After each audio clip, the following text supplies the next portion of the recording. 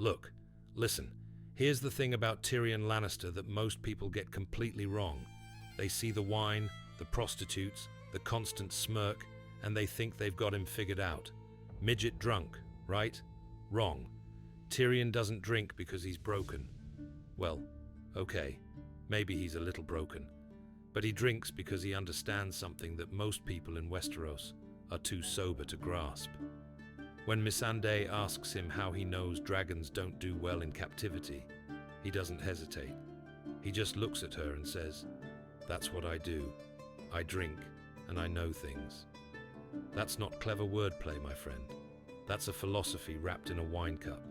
That's a man who has made peace with exactly who he is. And from that acceptance comes a kind of confidence that terrifies people who actually believe their own propaganda.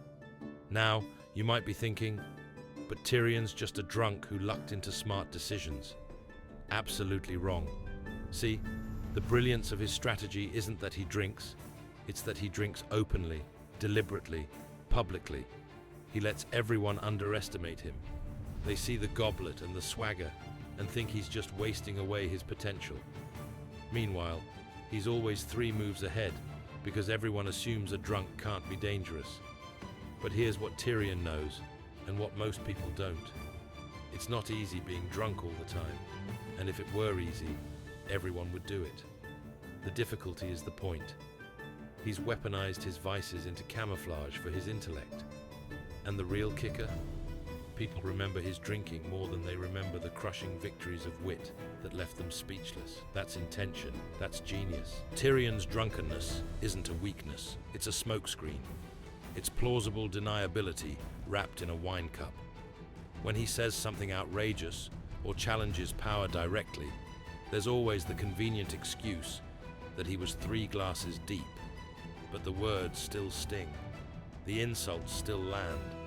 The damage is already done, and he's already halfway to his next drink, while everyone's still processing what he said. Let's talk about his tongue, because that's where Tyrion's true power lives. Peter Dinklage played this character with such precision that Tyrion became the most quotable person in all of Game of Thrones.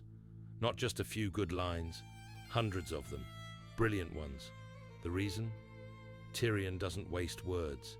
He listens, learns, does his homework, and only speaks when he has something worth saying. When he does speak, it hits different, because he's calculated every syllable. His sister Cersei used to underestimate him constantly. She'd lecture him about how he wasn't half as smart as he thought, and he'd just sip his wine and hit back with, "Still makes me smarter than you."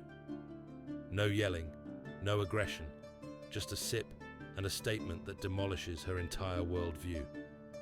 Cersei thought she was playing chess.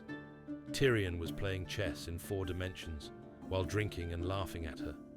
And this brings us to the moments where Tyrion's wit became a literal weapon in literal duels. See, here's what's fascinating about Tyrion. He can't fight. Physically, he's a dwarf in a world where physical prowess means everything, but he's won more battles without a sword than most knights win in a lifetime.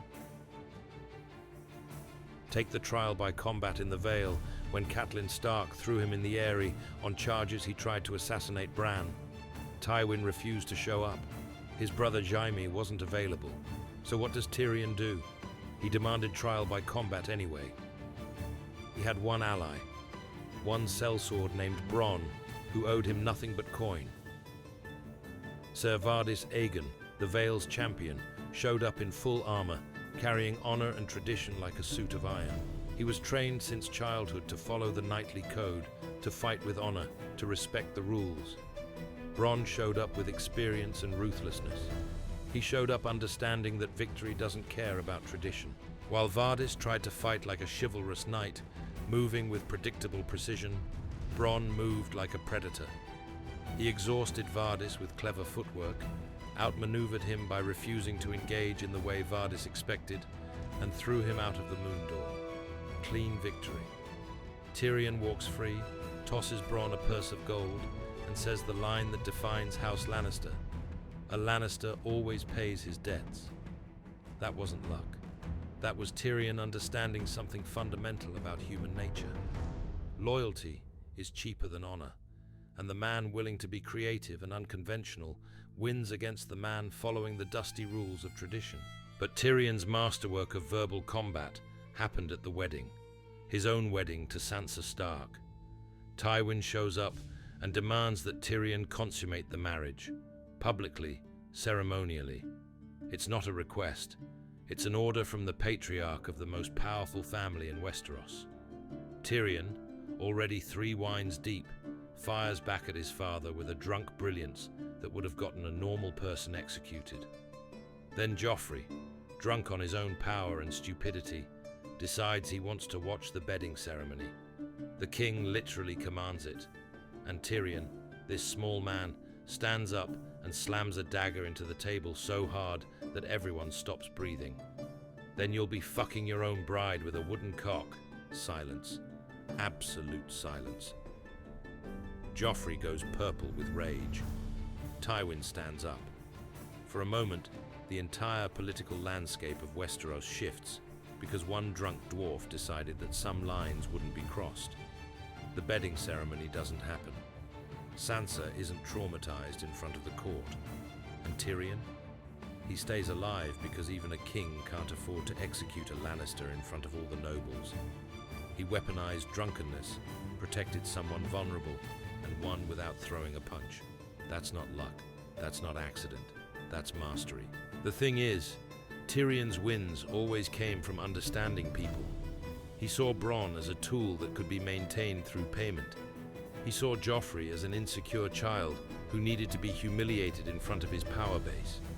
He understood the rules of the game so well that he could break them strategically. But not every fight ends the way Tyrion plans.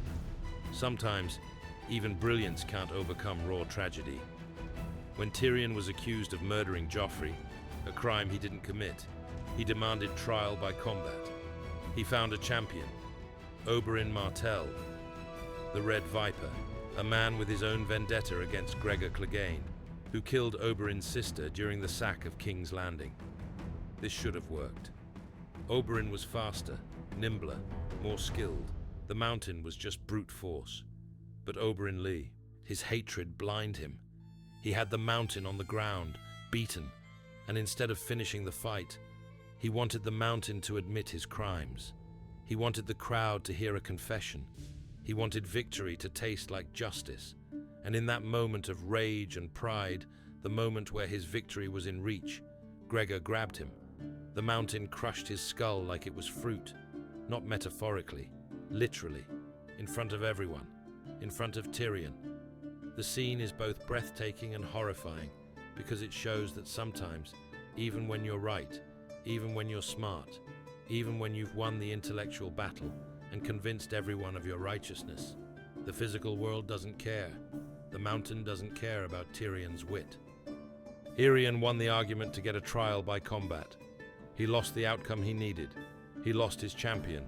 And worse, he lost his life because the physical verdict was death. That's the tragedy of Tyrion's journey. He's the smartest person in almost every room, but intelligence doesn't stop a boulder, doesn't deflect a sword, doesn't reverse a death sentence. It only delays the inevitable. His wit, his drinking, his strategy. These are tools for manipulation and survival, not transformation. Tyrion knows this. That's why he drinks more when things go dark. Not because the alcohol helps him forget, but because it makes the waiting easier. He knows what he is.